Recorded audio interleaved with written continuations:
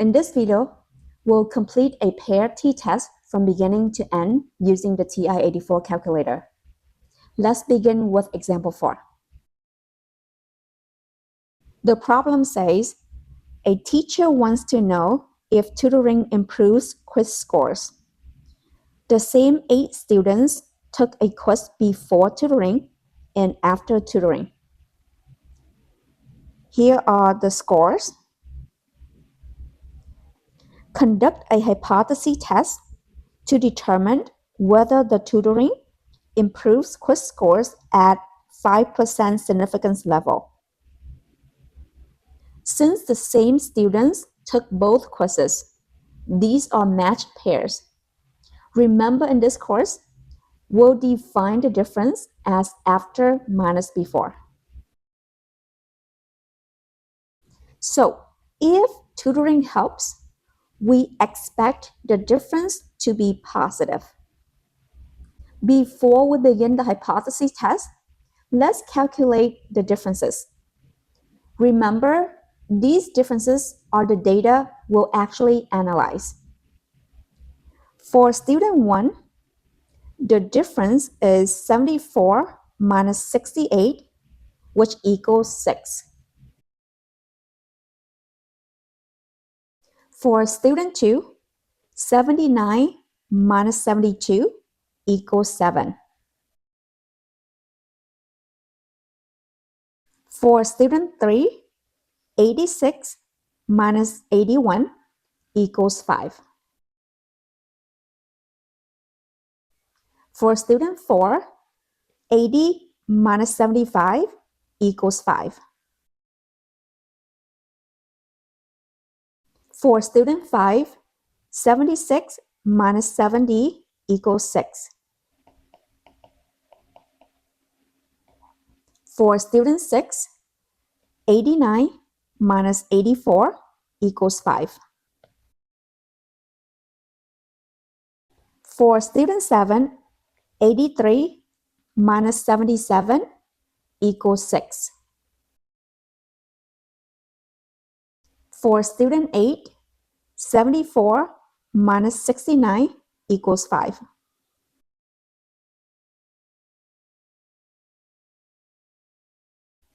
So our sample of differences is 6, 7, 5, 5, 6, 5, 6, 5. Notice that from this point on, these 8 differences are our sample. We're no longer analyzing the original before and after scores. Instead, we'll perform a one-sample t-test on the differences. That's why a paired t-test is sometimes described as one-sample t-test on the differences. Now, let's begin the hypothesis test. Question A. We want to determine the null and alternative hypotheses. So the null hypothesis is always mu sub d equals 0.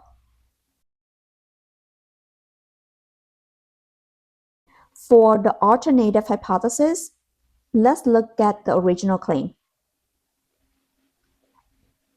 The teacher believes that tutoring improves quiz scores. Since we are defining the difference as after minus before, improvement means after score is higher than the before score. That means the difference will be positive. So our alternative hypothesis is mu sub d is greater than 0.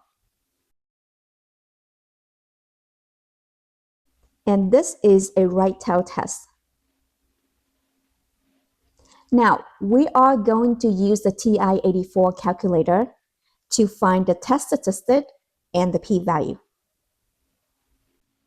First, we need to enter the data into the calculator. Press Stat, choose Edit, and press Enter.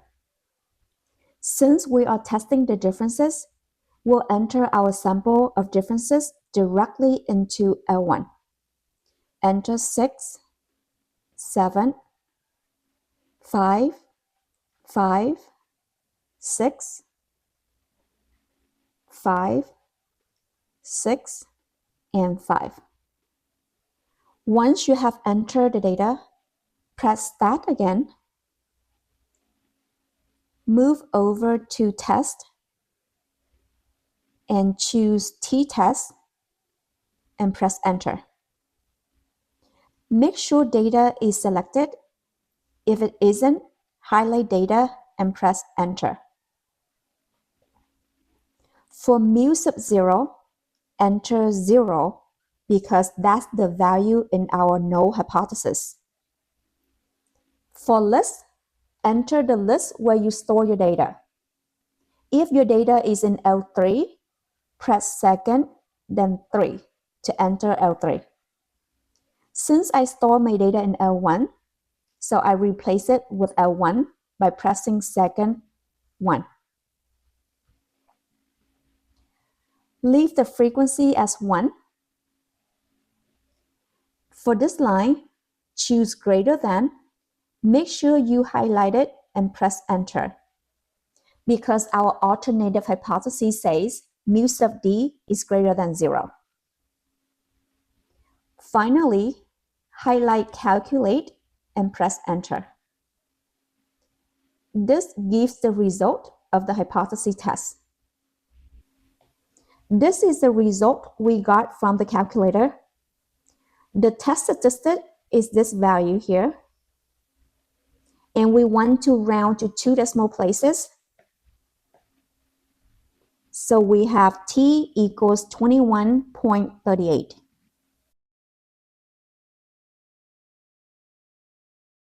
And this number is the p-value.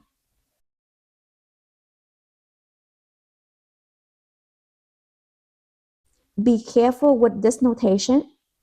When you see e negative 8, that means you take this number times 10 to the negative 8.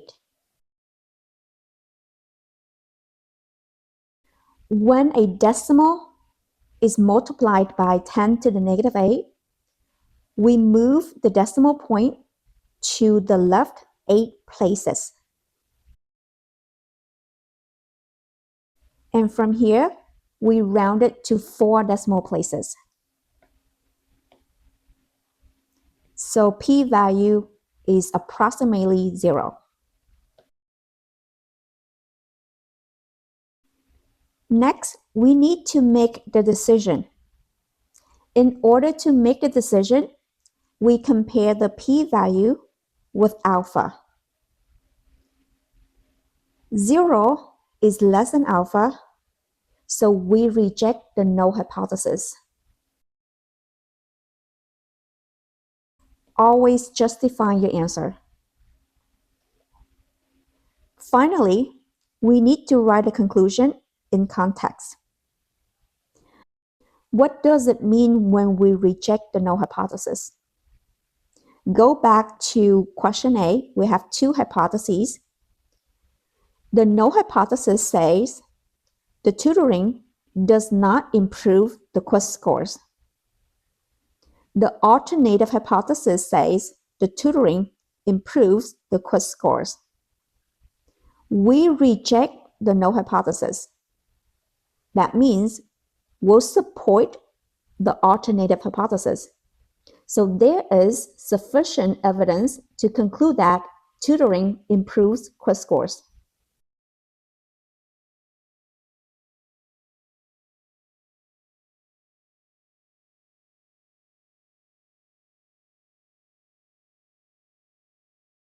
Notice that our conclusion answers the original question. Instead of simply saying reject the null hypothesis, always explain what the statistical result means in the context of the problem.